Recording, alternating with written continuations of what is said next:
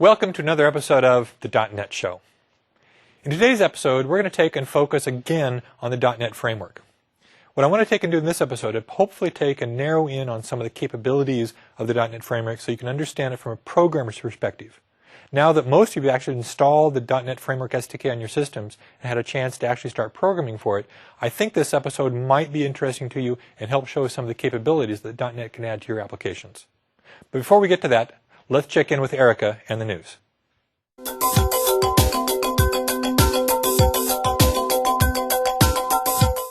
Hello, I'm Erica Wiechers. Welcome to the MSDN News Update.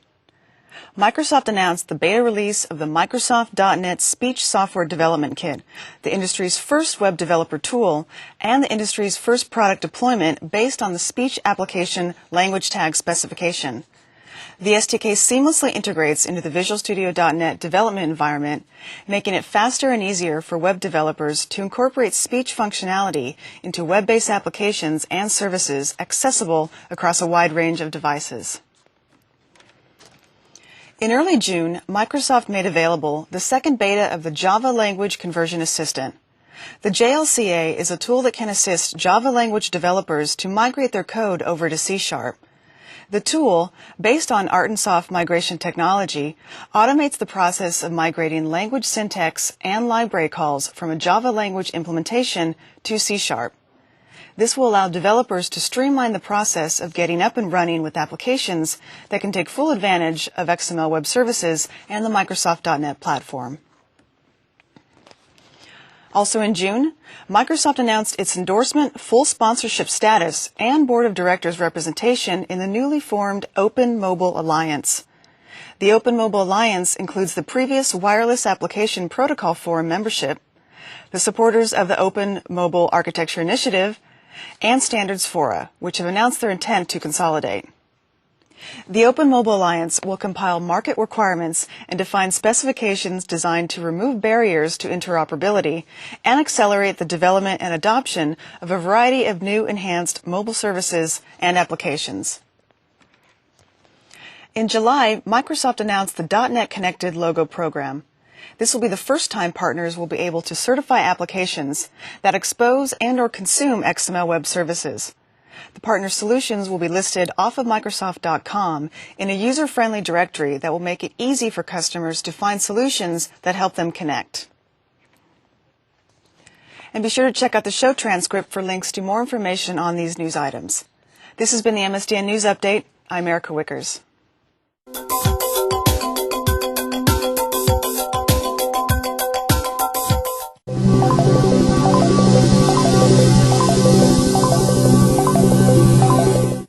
Welcome back.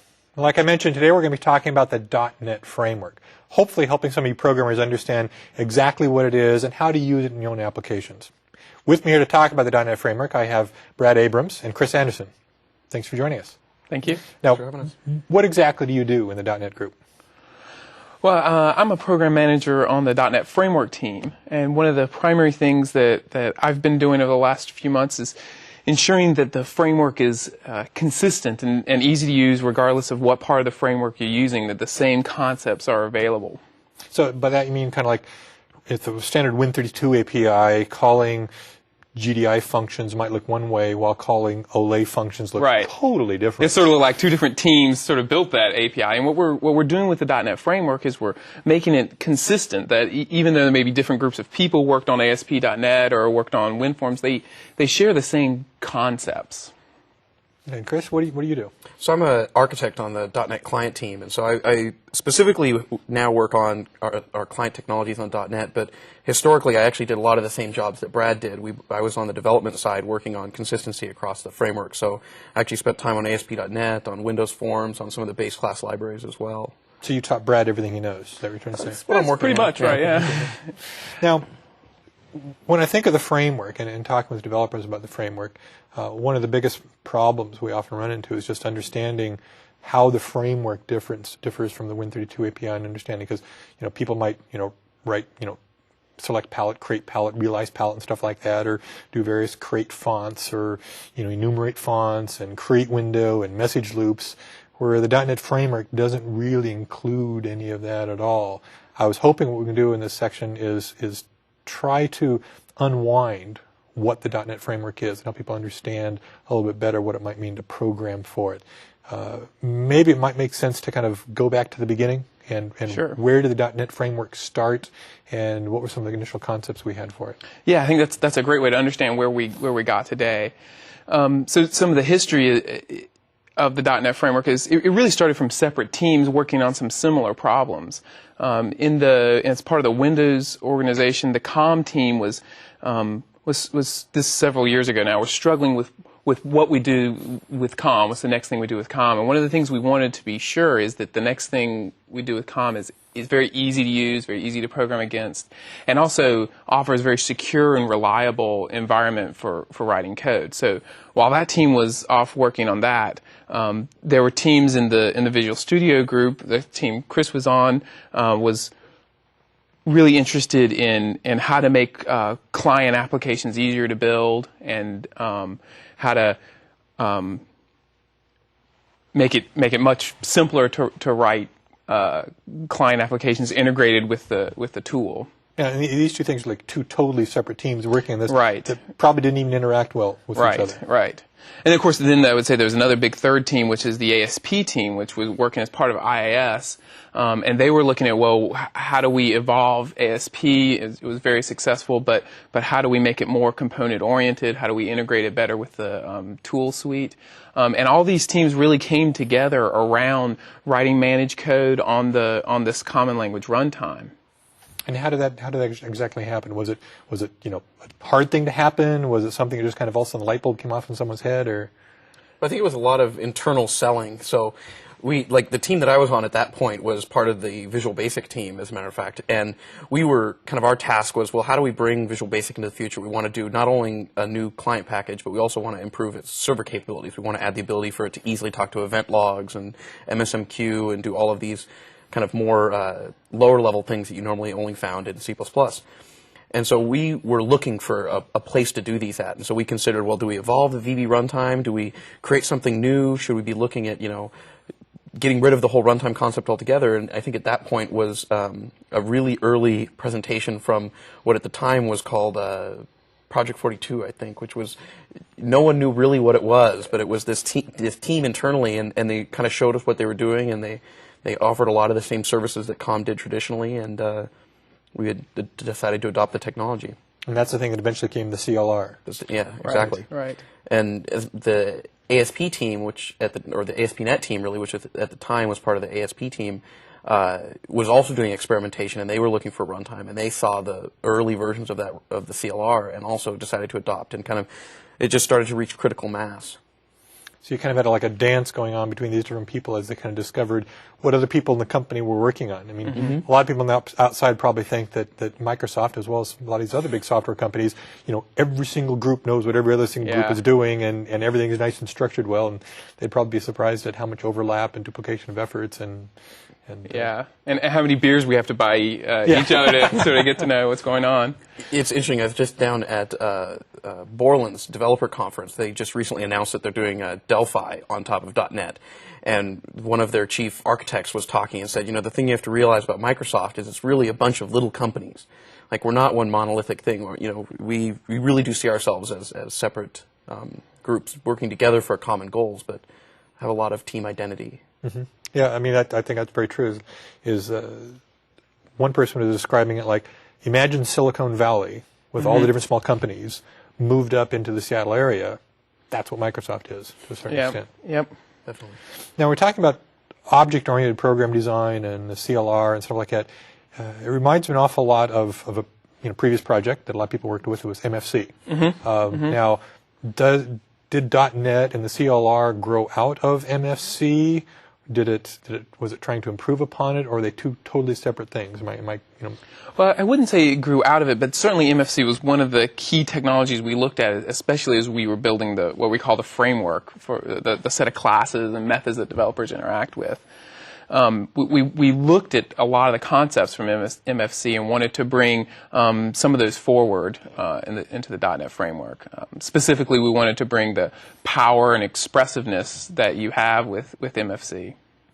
But unlike MSC, I mean, like MSC had the whole doc view sort of model, where if you wanted to program in MSC, you kind of had to put on this particular type of clothing when you're programming it, because that's what your application would look like. Where in the framework, I don't feel I have that problem at all. My hands aren't really tied to the type of applications I can write. Right. It's interesting because MFC on one hand is a very thin layer on top of the Win32 API. You can see direct correlations between the C-DC class and an HDC.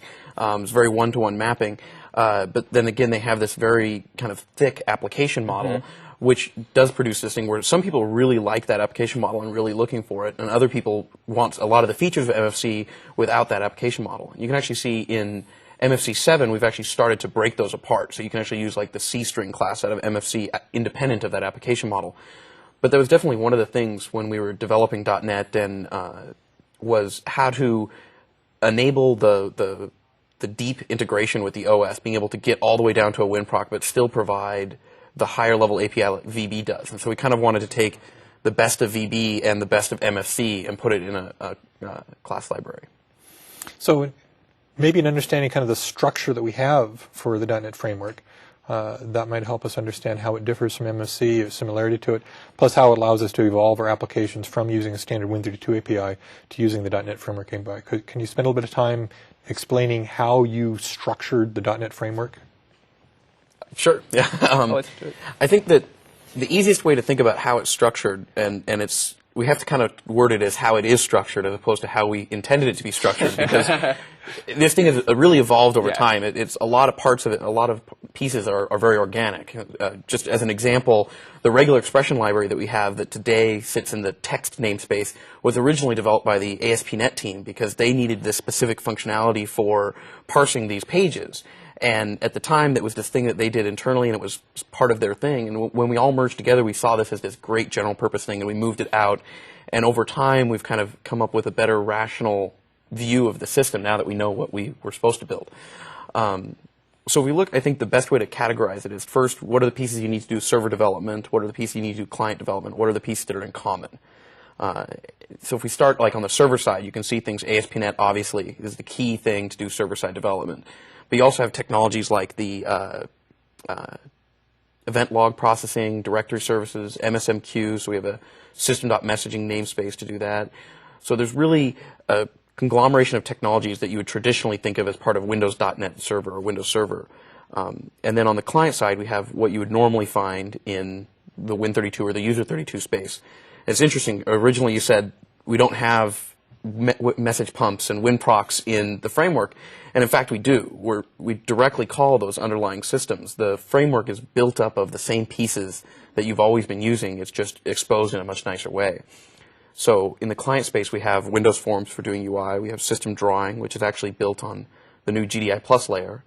And then you have configuration and isolated storage for doing secure data storage, as well as kind of your standard file I/O stuff. The common piece is really the bulk of the space. We really didn't want to tie functionality to application models. It used to be if you wanted to do certain kind of processing and you were on the ASP side, well, of course you couldn't use GDI or Trident or something like this because they were designed for client spaces. And we really try to avoid that in the framework. So you can actually use something like System Drawing to dynamically generate images in ASP.NET, so you can mix and match them.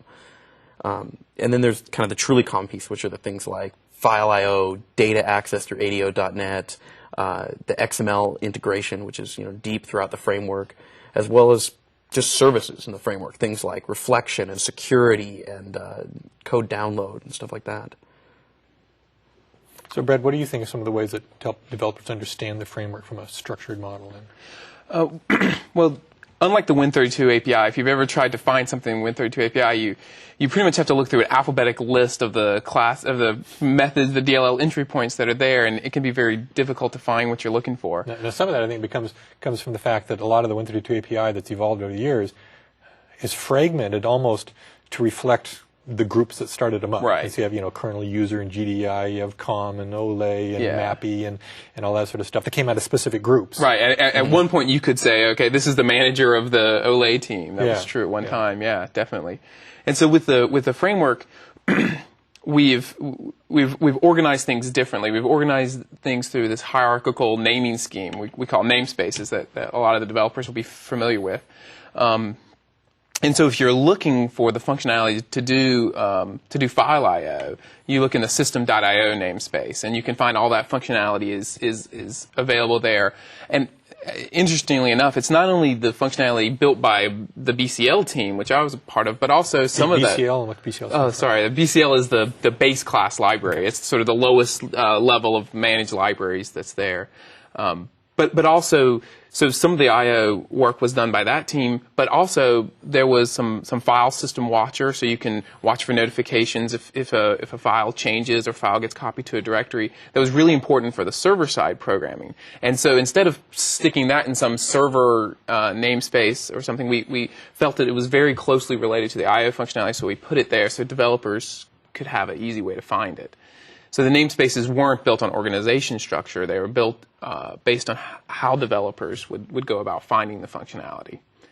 So a concrete piece of advice for developers to do when you pick up the framework is just take a gander through. There's 26 or so top-level namespaces, system.blank, and just get a feeling for what's in each one of those namespaces. And I think that'll help immensely as you go and try to figure out what kind of, where to find functionality, where to start looking. It's almost like it's a browsable interface. You could actually like walk through in a library. You have the Dewey Decimal System that kind of breaks things down. Yeah, kind exactly. of the same sort of yeah. thing, and this sort of thing. Now, in laying out the system namespace like that, I assume you probably had occasionally some problems, either political or technical, and setting things. A lot. One of the things about namespaces is there's actually no technical things to grab onto with the namespace. We could choose anything we wanted for the namespaces. That they can span DLLs or assemblies. They can multiple people can contribute to the same namespace, even if things were in different languages. So it was really all a debate, some subjective debate on what developers would find easier. So we did spend countless hours in meetings discussing, is this functionality more similar to that or that? And overall, I think we did a pretty decent job on putting stuff in easy to understand places. Now, I suppose all the debates are over now, right? Well, having shipped is really, well, we shipped it like that. It does put a good stake in the ground. But of course, we are actively working on what's the next thing in the .NET framework, what's the next set of functionality that we're going to expose. And so those debates are continuing with the new stuff. So it continues to be exciting. There's a lot of new stuff that developers can grab onto. Mm-hmm. One of the interesting areas of debate in that space is Microsoft is really committed to moving to .NET and having the entire OS be directly exposed through managed APIs. It's not going to be a wrapper like some of the functionality you have today in .NET, but rather going forward, they're going to have every API that we ship will be exposed through managed interfaces. And so suddenly, every team inside of Microsoft that's developing APIs that developers are going to talk to are having these debates that we've had for the past several years. And so there's this, debates about where certain pieces go and where should the DirectX team be putting all of their libraries. Should it be, Microsoft.DirectX or Microsoft.CoolGraphics or, what sounds better. And it's, right. Interesting debates. Whole branding scenario like that. Well, so we've talked a bit about, just the structure of the .NET framework itself, and how people can take and spend time just looking at system dot whatever, walk down the list and kind of use that to browse in and find the functionality. What about the overall functionality they're going to gain? I mean, why should they be thinking about programming in .NET and using the framework? What are some of the benefits they get? And what are some of your overall goals you think in developing an application? I'd say the number one benefit of targeting the .NET framework is it's just simpler to write applications. Whether you're writing a server-based application, a client-based applications, whether you're writing or consuming web services, no matter what kind of application you're building, you will simply be more productive using the .NET framework. Now, there's some other... Of course, now, to a certain extent, I've got to admit that that's not always true. Okay. I recently was looking at some code that someone else had written. They were developing their own, web services and stuff like that. And I took a look at this code. It was just, there was one line of code which was providing all the functionality. But to get to that one line of code, they had like 30 or 40 or 50 lines of code of, setting this parameter, getting this object, doing all this sort of stuff like that. And the thing that struck me was that here was someone that didn't understand the design of the framework and the capability it could provide for them, and they ended up writing code that looked just as ugly as it would have in a standard C++ or VB application the way they did. So they weren't fully switching their mindset over to embrace the framework. And so when you say you can write less code for using the framework, yeah, but less code for that model overall, I think people need to think about it a little bit more about understanding. I would say there is a change in a mentality that you have as you write applications to the .NET framework, and you have to sort of get into the design patterns and the way you write code for the framework. But we've consciously designed the libraries with the developer in mind as being first class. So we have tried to factor the functionality and provide convenience methods to make it easier for developers to get their jobs done. And not to mention some of the stuff we built into the underlying system, something like structured exception handling, for example, makes you as an application developer, you don't have to handle H results. If you write code like I did in the unmanaged case, and I pick up my Charles Petzold book, right, programming Windows, and I would always forget to handle the H results that come back. I would just keep writing, and it would work on my machine, and then of course the testers would test it, and they'd say, well, it doesn't work on their machine, so you always have to go back and add the error handling functionality. But with exceptions, error handling is first class, and it's sort of a mandatory concept that the runtime enforces. And by that I mean exactly how is structured exception handling working then in the framework? I mean, we're all familiar, I think, with the H result system like that. How do you program it differently then? So the difference is with H results, you have to explicitly check, and if you don't check, then you just continue to muddle on, and it'll fail at some point, but you don't know when. With exceptions, if this method fails, it'll throw an exception, and the runtime actually stops execution of your program right at that point, and gives you a chance to handle that exception via a try catch or a try finally block. So then in the internal code that you're calling, in the H result model, it would say, oh, gee, if I run into this problem, I'm going to set H result to 15 and return that back to the guy, thinking that guy's going to handle it. Yeah, it's your problem now, dude. Yeah. Or now it's just kind of saying, fail. Right. It's really interesting if you look at it. If you're familiar with Win32, actually has a built-in mechanism for structured exception handling, but it's actually a pretty expensive and difficult model to program to because it's mostly exposed only through C++.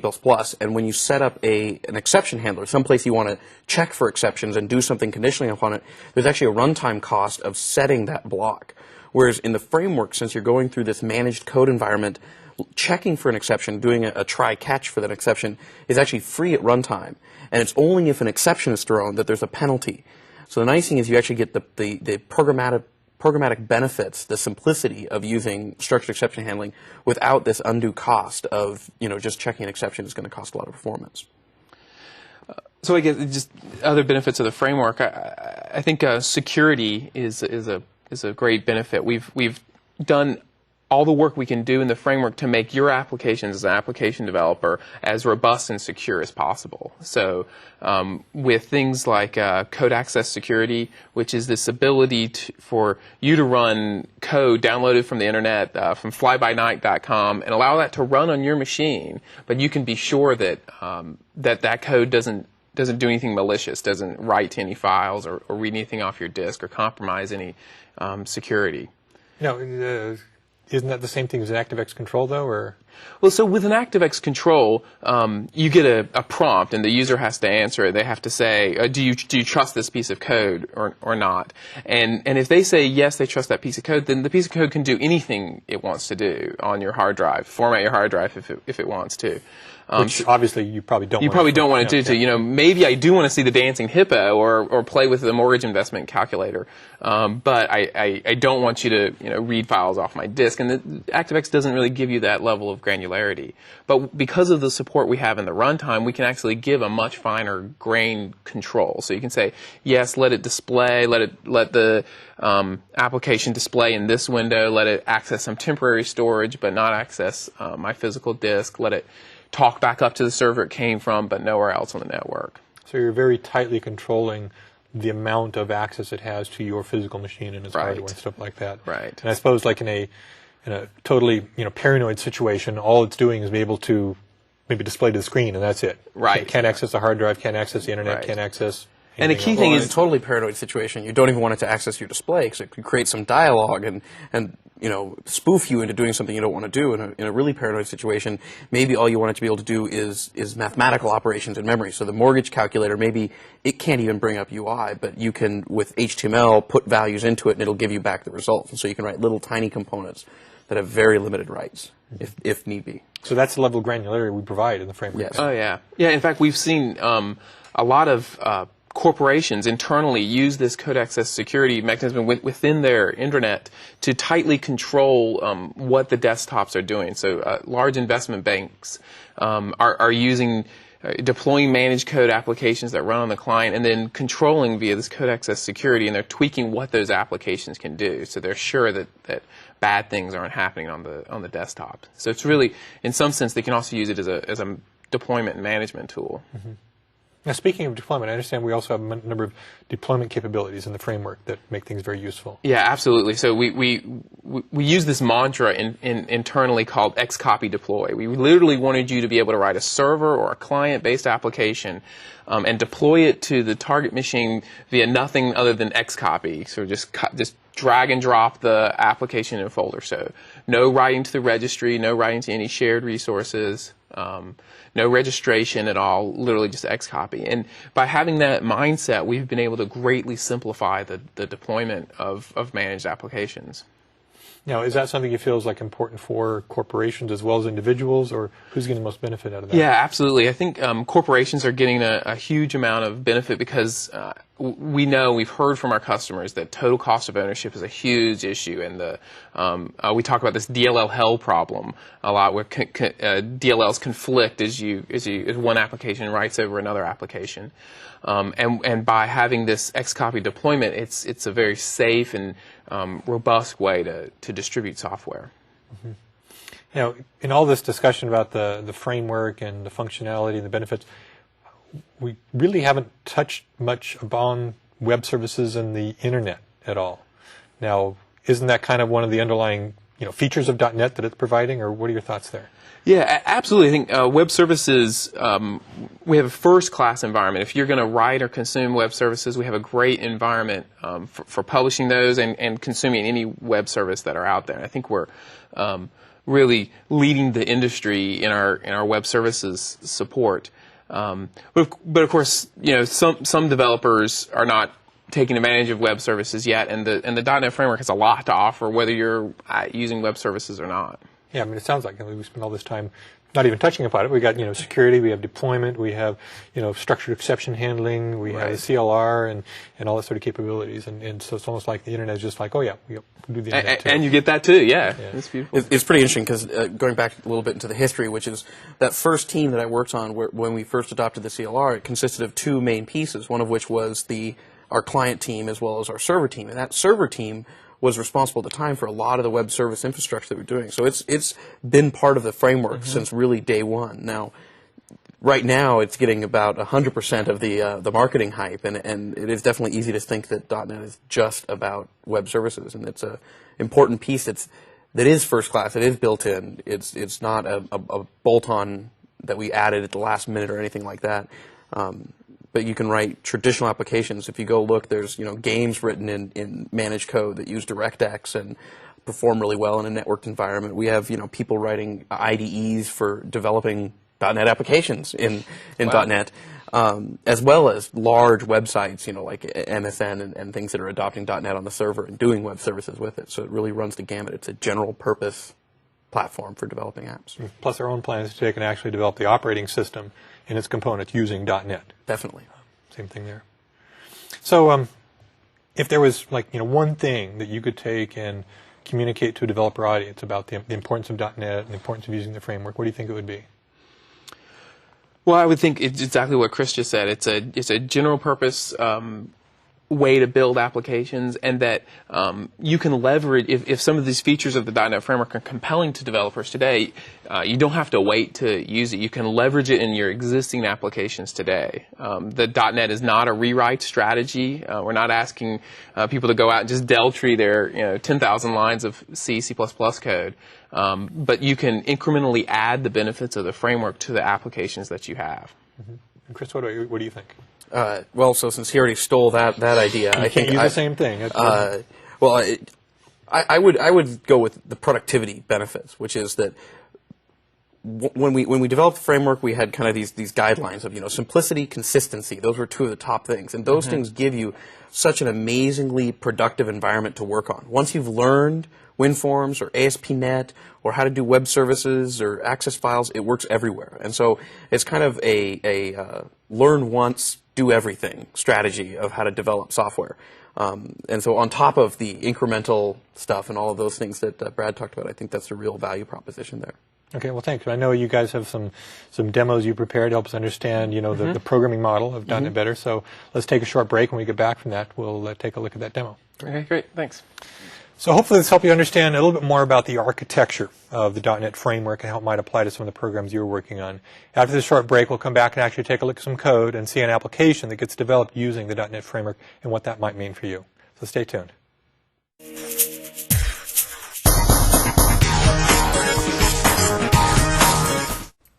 I'm new in Microsoft sales. I gotta know, who's on the team? Do you know the guys' names? Oh, sure. I'll help bring you up to speed.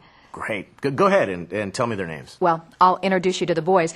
Sometimes nowadays they give salespeople peculiar names. You mean funny names? Yeah. Nicknames, pet names like Cash Williams or Schmoozy Kathy. Or good old B.S. Jones. Okay, here's the deal. We have who is prime, what's a subcontractor, and I don't know is principal consultant. That's what I want to find out. I say, who's prime, what's a subcontractor, and I don't know is the principal consultant. You know the fellows' names? Certainly. Oh, well then who's prime? Yes. I mean the fellow's name. Who? The guy who's prime. Who? Prime. Who? Who's prime? Who's prime? Now what are you asking me for? I'm telling you who's prime. Well, I'm asking you who's prime. That's the man's name. That's whose name? Yes. Well, go ahead and tell me. Who?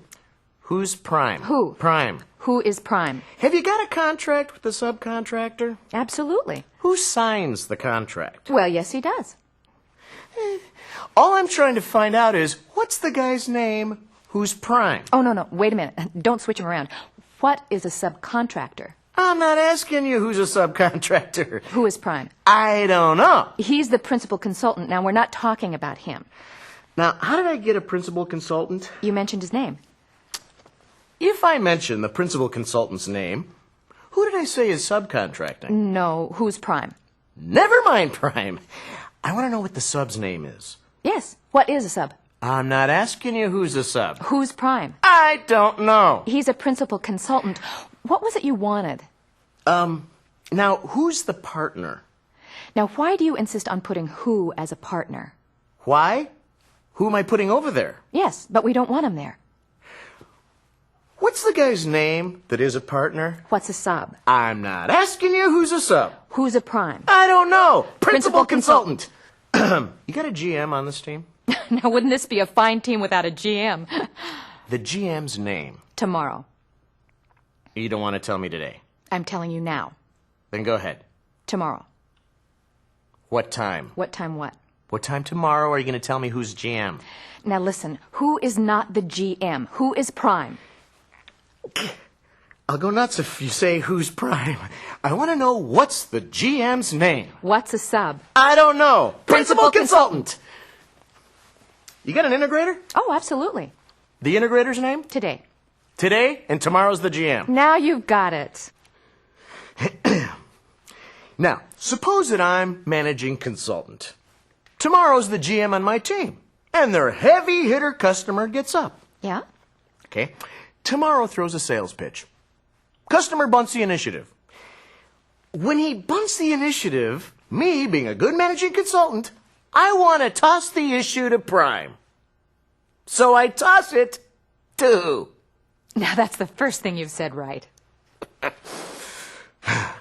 I throw the issue to Prime. Whoever it is grabs and tosses it to the sub. Okay? Who picks up the issue and throws it to the GM? GM throws it to, I don't know, throws it back to tomorrow, triple play. Yes! Another guy gets up, it's an important services issue, it goes to who? Why? I don't know. Oh, look at the time. Gotta go. Gotta go. That's one of our sales reps. Okay.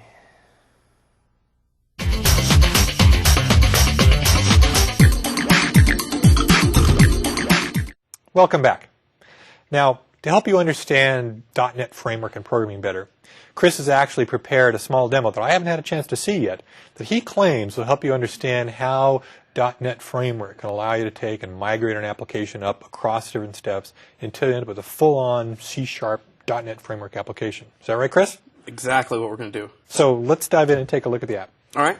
So first we're going to start with my existing application, which is conveniently called Cool Controls, which is a... Sounds like a code name to me.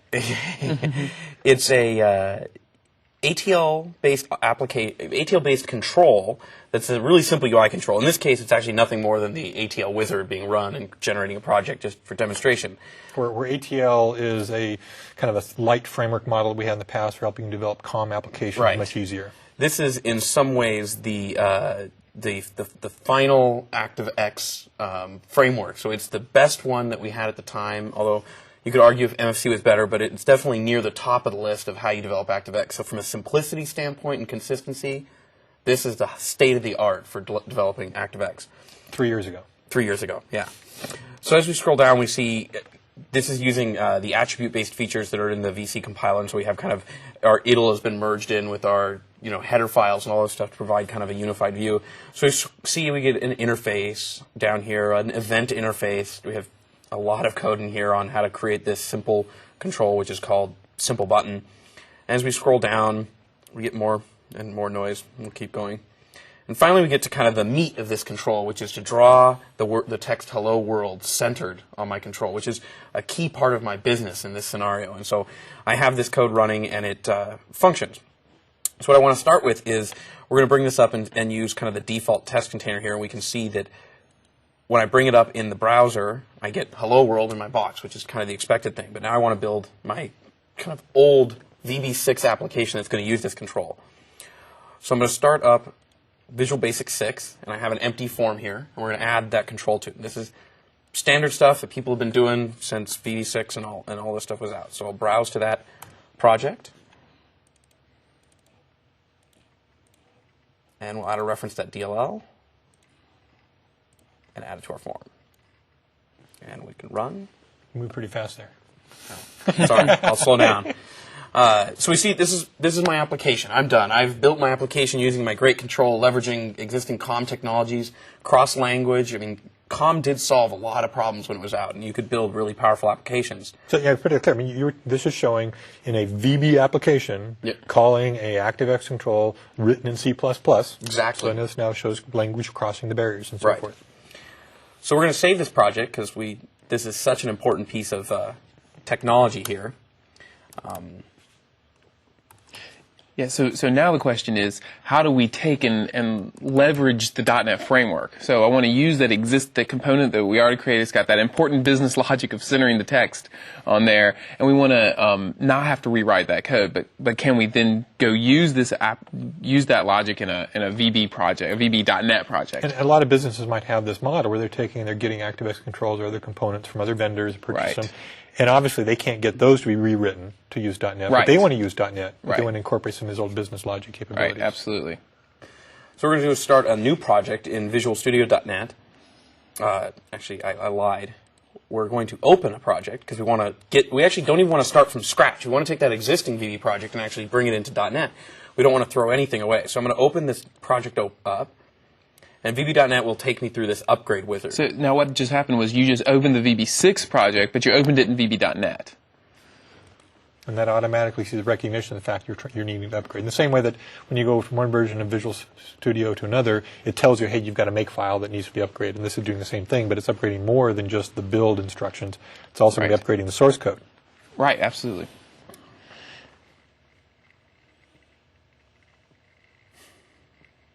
Now, in a previous episode, if people are more interested in understanding the whole VB migration stuff, we did have an episode on VB.NET that they can go back and refer to get some more background on this capability. So we open this up, and obviously if we bring up the form, we'll see the Windows form now hosting that same ActiveX control. It upgraded the project. It did all of the necessary code changes that were needed. And the one thing is, immediately I can start taking advantage of some of the features of Windows Forms that weren't present in the old VB. So I can do things like dock that control and take advantage of the automatic sizing and layout capabilities of Windows Forms. And I can run this application, and it's going to behave exactly like you would expect, except for random dialogues. So now the next thing we want to do, so we've now shown that we can take that existing COM control, reuse it in a .NET application, and we've been able to migrate one portion of our application over. Now we've decided that we want to replace that ActiveX control with a implementation in .NET and actually take advantage of some of that. So I'm going to start up the Visual Studio and create a new solution. And I'm going to create it in C#. And to start, we're actually just going to create an empty class library, and we're going to call it new controls. So we start with very simple code. This is just a straight C# file, and the first thing we need to do is we want to use the Windows Forms libraries, and so we're going to add some references to the various pieces that we want to do to build this application. And so this is really starting from the ground up of the basic building blocks. So we're going to use System Windows Forms and System Drawing so that we can do both painting, because we had that demand of doing the centered text, and of the control. So we need to use... So here we see this list of namespaces that Brad was talking about, where you can see, oh, there's collections and component models, configuration, data, diagnostics, and each one of these has a category of functionality. So we're going to use the Windows.Forms namespace, which is our UI library, and the drawing namespace. And by sticking them in there like that, that actually allows you to reference those inside the code with using a shorter namespace decoration. Correct. Whereas you could have just said, in your code said system.windows.form blah blah blah blah blah until you got the right thing. Mm-hmm. Exactly. So we're going to call this new button and derive it from control, because we want it to start with that base functionality. And now all we want to do is actually override, which is the ability to, since we're in an object-oriented world, we're going to derive from a base class and override some functionality, the paint method. Now remember that C++ ATL code where I had all of this different programming model, and it was very different than the rest of that code around it. Well, here what we're going to do is something really familiar to regular programmers. I'm going to create a new object. It's called a string format, and I can set properties on that object to center this text.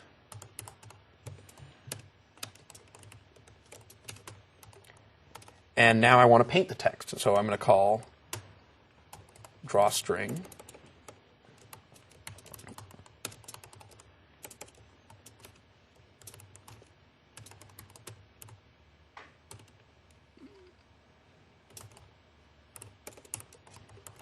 We're going to give it the bounds that we want it to paint in, and then give it that format.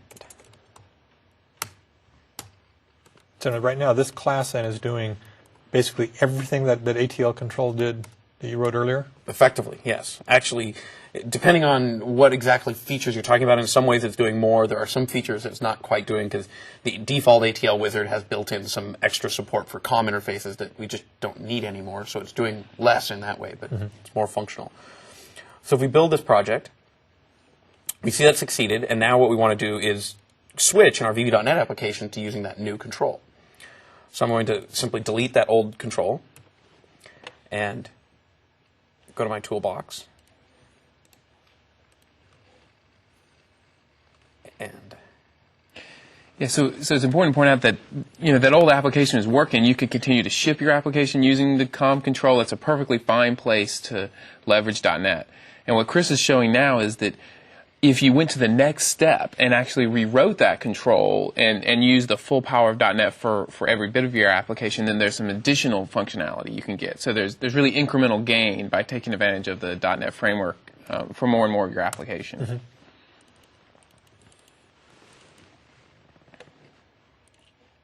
So now we're going to add this control to the form. And we see it does say hello world. It is succeeding in doing that job of centering the text. And if we run,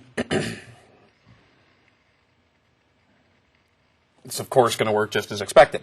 Now the thing we want to do is, well, what are the advantages? Why did we actually migrate that to .NET? What does that buy us? And so what I want to do is actually, using the features that Brad was talking about with xcopy deploy, what I'm going to do is build my project, and we're going to go to the command line, and we're going to do the technical deployment of that project. And so we're going to go to the new directory that was created, and we see in here we have my new controls DLL and my project 1.exe, and I want to deploy that to my web server. So what I want to do is copy all the contents of this to my directory,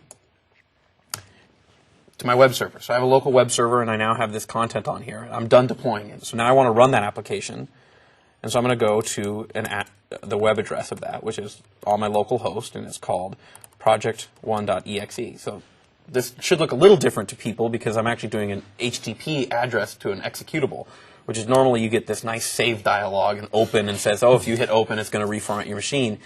And here you'll notice that I never get a dialog. It just runs. So this app will come up, and we see my business logic of hello world being centered, executing. Okay, so this is executable code that you're hitting across HTTP, and it's running on your system. Right. So this could have been lameprogrammer.com or viruswriter.com slash mycoolapplication.exe. Yeah. Okay, that scares me. Well, see, I like doing a little bit of virus programming once in a while. So what we're going to do is we're going to drag a button on here, and we're going to create my new my new virus system here. And so what I want to do is actually just say, I want to go and say create a. We're in VB.NET now, so dim s as new file stream. We'll do that full namespace qualification. And we want to open c:\t.tmp. So today it's going to be a little, safe because we're, doing this for live broadcast. And we're just going to close it then. So you're basically just opening up a file on the user's hard drive and then closing it down. Yeah. So VB has given us a little warning here because I didn't quite specify enough arguments. So I'm going to say I actually want to create a new file at that location. And now we'll build, and it's happy. And we're going to go through our redeploy complex step again and overwrite the existing one. So look how easy it was for him to just deploy the new version of that. Now, it could have just gone out to 100 or 1,000 desktops. Just update the server, and all the clients get it. So now I've got my button, which we know is our bad thing to do, and I click that button, and we get a dialog that says, nope, you're not allowed to access that. And the specifics of the error really boil down to the security policy has said you're not allowed to read and write files on a local machine because we want this to be a no-touch deployment. It's running off the intranet, and so that should be safe. So now, at this point in stage, the person actually could accept this option and would go ahead and open up the file like an ActiveX control can do sometimes? Not really. The model that we have is one that this prompt that comes up is pretty unintelligible to a normal end user. Like my mom and your mom, they're going to have a hard time understanding what the ramifications of saying, yes, grant this thing. I think it says here, system.security.permissions.fileIOPermission. That's not exactly intuitive. No? So we think the right model here is that administrators of the machine, kind of the person knowledgeable who's maintaining it, who should make that call. So in an IT organization, the domain admins or at a home, maybe the power user who configures the machine can set up policy. And this can be done through a variety of mechanisms, authentic code signing, setting sites up to grant different permissions, etc. Okay, so one of the important things we're showing here then is that through the .NET framework, you're able to take and develop applications that can be very easily deployed across the internet. And at the same time, those applications inherently have a security model that prevents the user from both having to see these ugly pop-up dialog boxes, but it also prevents the user from accidentally doing stuff that they shouldn't be able to do on their systems. Right. And so virus writers and stuff like that couldn't get through this. They couldn't write files to their hard drive. They couldn't even open up files on their hard drive. They couldn't access things. Now, what level of granularity of these security settings are capable of being set? Now, I understand that you take an administrator to really fine-tune the granularity quite a bit, but let's say I really wanted to be paranoid. How tightly could I tie down what a installed .NET application could do? So the permissions are extremely granular. So there's separate permissions for file, for registry, for even user interface. So if you really wanted to tighten the security, you could say, I don't want to let this application show any user interface elements. And so you could actually prevent it from doing that. It could only do calculations. Basically, the only resource it can get access to is the CPU. And from there, you can give it temporary storage space. You can give it registry space. You can each individual function is a different permission. One thing that's worth noting, though, is one of the things that you said, which was you can easily deploy these applications across the internet. One of the things that we actually have changed recently in light of kind of the new security policies and things like that we've been seeing going around the industry is that starting with SP1, the default policy for the internet is actually to not allow code to execute.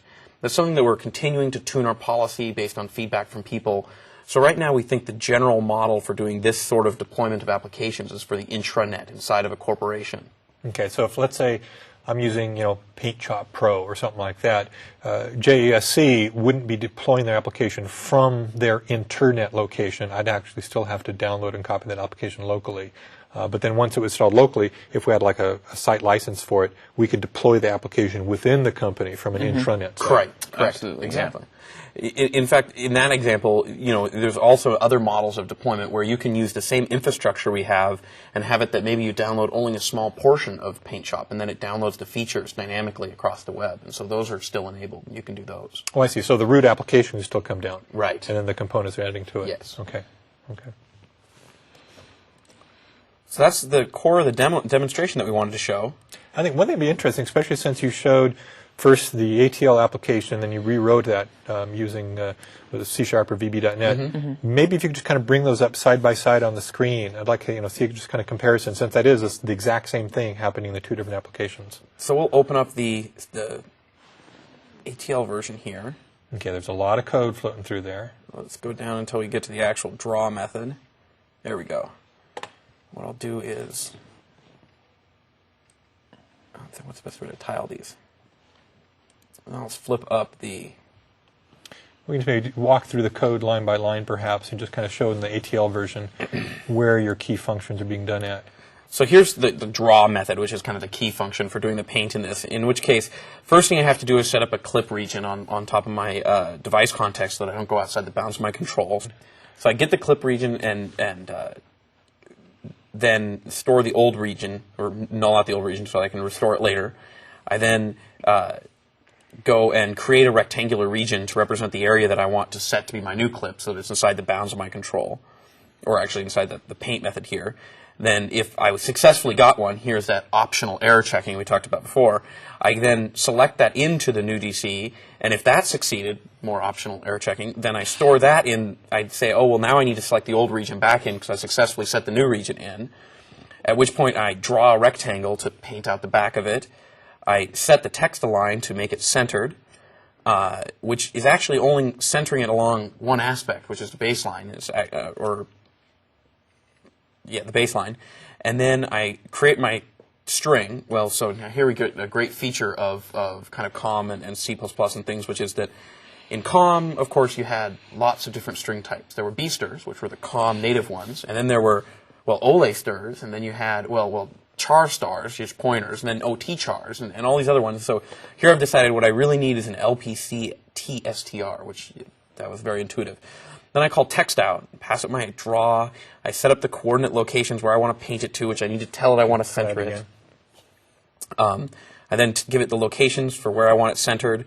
I give it the text I want, and then, I have to specify the length of that text because it may not be null terminated. And then finally, if I did succeed in selecting the new region, then I have to restore the old region back and then return SOK, which of course says I'm done painting.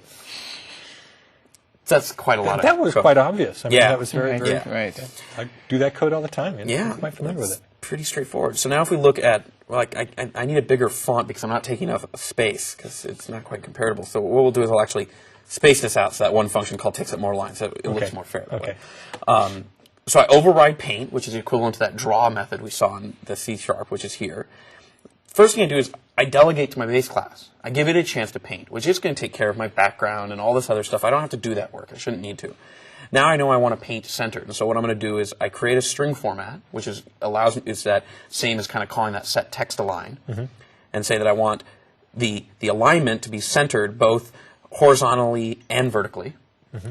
And then I go to the graphics object and call drawString, and I pass it the text hello world. You notice I didn't have to tell it was an ole stir. Well, you didn't have to create this outside of the function call. You just included it as part of the function call itself. Exactly.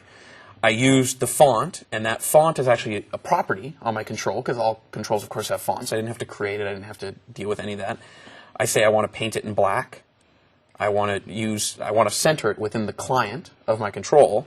And then finally, I'm going to use that string format I declared above. So in actual lines of code, it's 5 lines to do that same functionality in .NET. So I think this shows a very good comparison then between the old Win32 style of programming with a couple of other layers that ATL and stuff like that brought onto it, as well as what the .NET framework does. I mean, you're still doing the exact same thing.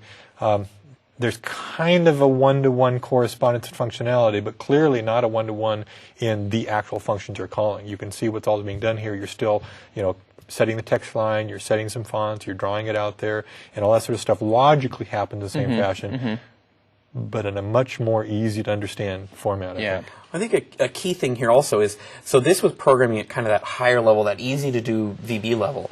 Well, what if I actually want to go the next level down? I want to talk directly to the Win32 API. It looks like I can't access that anymore. Well, in reality, I can override another function called WinProc, which is we like WinProc. That sounds familiar. And so I'm just going to say that I want a message. And WinProc has more parameters than just a message. You would think it does. In reality, we have a nice object-oriented wrapper around all the parameters for your WinProc. So you can get at your HWin, the LParam, the actual message parameter, and then you can programmatically set the result, get the WParam, etc. But I can actually write code and say, if the message I get is, OX03, whatever I want, right, then do some logic. Otherwise, just call the base WinProc. And so you can really see here that I can plug in at whatever level I want. I'm not limited to just the higher level framework. I can drop down as deep as I need to be. So what would happen here then is that every time you would expect the WinProc of your Windows program to be called, this guy's getting called. Correct. And then he then chooses whether or not he's going to handle that directly or pass the function on to whatever the default WinProc was. Which even in Windows, we had a default window proc we'd always pass things on to. Right. So and I used to forget to pass messages onto it, and things would not happen. work bad very things well. happen, yes. Well, thanks. I think that really clarifies things quite a bit, shows some of the power that the .NET framework provides and this sort of stuff. Are there any other aspects you think are important to share with people from a code standpoint in helping them understand the power of the .NET framework and how they can start using it today and why they should start using it today in developing applications? I actually think one of a key thing to think about when you're doing this is most people when developing applications today are using C++ and they're writing a lot of code in that model, and they're using MFC or ATL or any of those technologies. And it seems like, especially every time we show demonstrations like this, I showed you VB and I showed you C#, and it seems like that's where all the stuff that's happening in .NET is.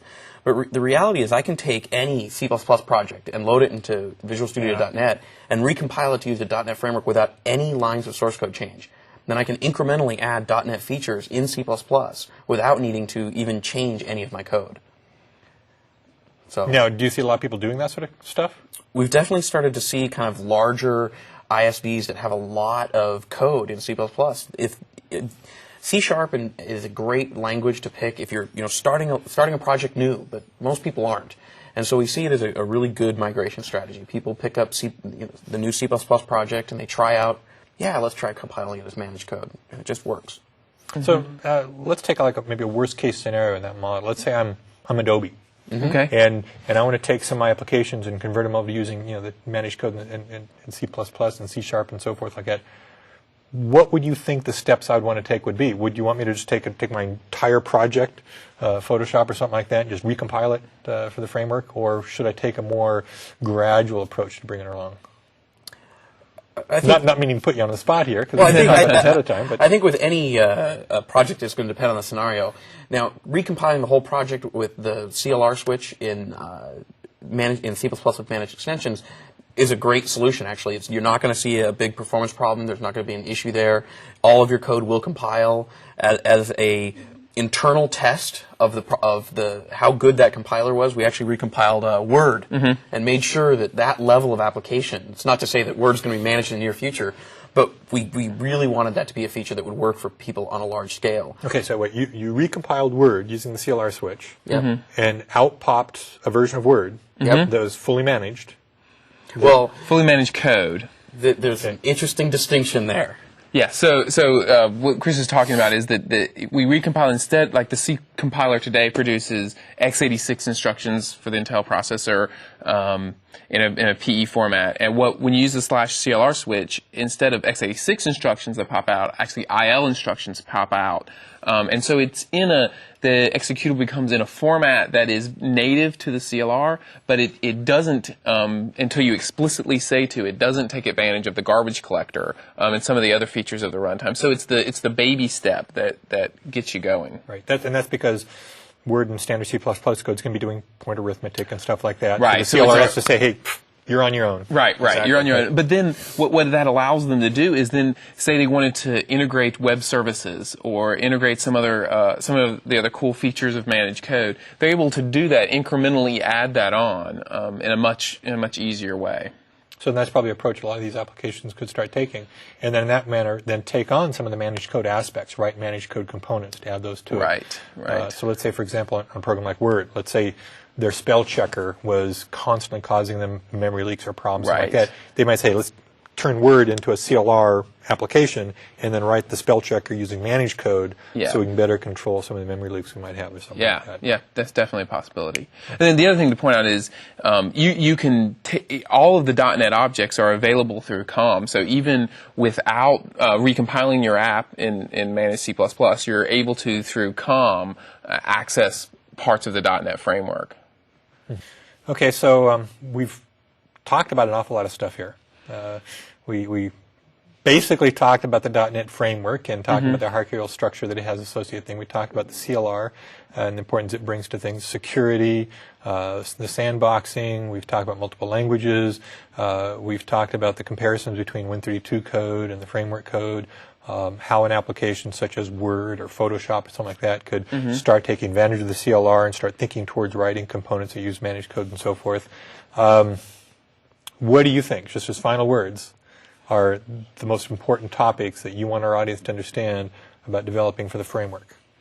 Well, I think it's what we were saying, that the framework is really a general purpose application development environment that you can start leveraging today in the applications that you're building. If some of the cool features of the framework sound interesting, you can there are mechanisms for you to leverage those right now today. Yeah, I'm in complete agreement. I think another big thing is there's a big community around this, and so finding resources for these sorts of things, like how do I plug in, Managed C++ in this piece. There's a lot of data out there, and so we have lots of community sites. There's MSDN, obviously. There's the Windows Forms.net site. There's the ASP.net website that are devoted to those specific application models.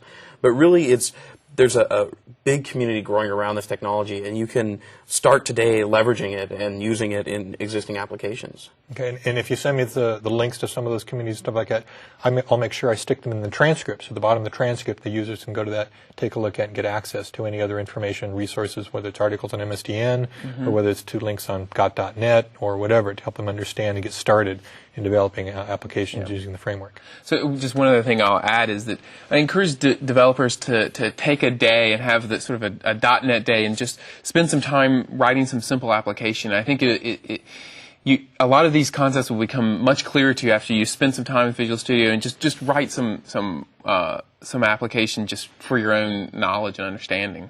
Okay, now whenever I talk to people about developing applications like that, I always recommend they write a game.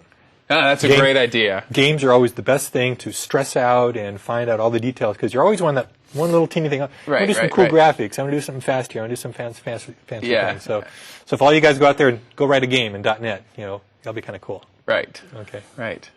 Okay, well, thanks for joining us. I hope my audience enjoyed what you had to say and had a chance to kind of understand what the .NET framework means to them better and hopefully to start developing applications on it. Great. Well, thanks for having us. Thank you. So hopefully that gave you some insights on what the .NET framework is and how you can start using it in your applications.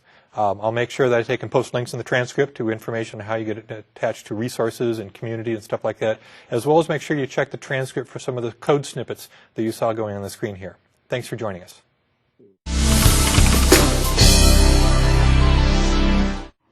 With the growing popularity of the Internet, more and more people are looking to connect not only within their organization, but with partners and customers as well. And with me today is Lynn Cafferty. She is a product manager in the .NET Connected Logo program. Lynn, welcome. Hi, thanks. So why don't you tell us about what this Connected Logo program is? Okay, well, basically right now, partners don't really have a way or a clear definition of .NET, and customers really don't have an understanding of what .NET is because .NET kind of means everything. Mm-hmm. So what we're doing is we're putting together a .NET Connected Logo program that will help partners to affiliate with .NET. It will help drive awareness to customers of what products out there will connect in this .NET ecosystem. And it will help customers to get a clear understanding of these are things that will help them connect either internally in their business, externally to their partners, or to other customers. So have you been working in this particular job for a long time? Actually, I've been at Microsoft for about 3.5 years. I've been in this job or this role for about 3.5 months. Mm-hmm. The logo program, we have a lot of need since Visual Studio launched back in February. We have a lot of developers and we have a lot of momentum in the industry. And so we're really, really excited to get this program out, and hopefully we're going to be launching in July. So we'll be launching it soon. So when this episode comes out, the program should already be exactly. out. So, and I think there's going to be a web link on this somewhere where you can find it's off of Microsoft.com, WACnet, WAC logo. Okay. So you'll be able to find out more information about the program there. So what did you do before this current job? Okay, well, I originally started out in the field, so as a technology specialist is what we have in the field, and I focused on specific technologies, SQL and BizTalk and Commerce Server, and help with technical training, doing our MSDN events, talking to customers, helping them solve their problems, and trying to find the correct solutions for each of them. And then I moved up to corporate and went into our Microsoft consulting practices, where I actually helped taking those solutions that I had been suggesting and helping customers find and actually implementing them. And then just recently moved over to the product team of actually trying to get a program together, which has been a really interesting process. You deal cross-company and you deal, again, with partners and customers, so I'm getting more interaction, again, with the field and with customers. Uh-huh.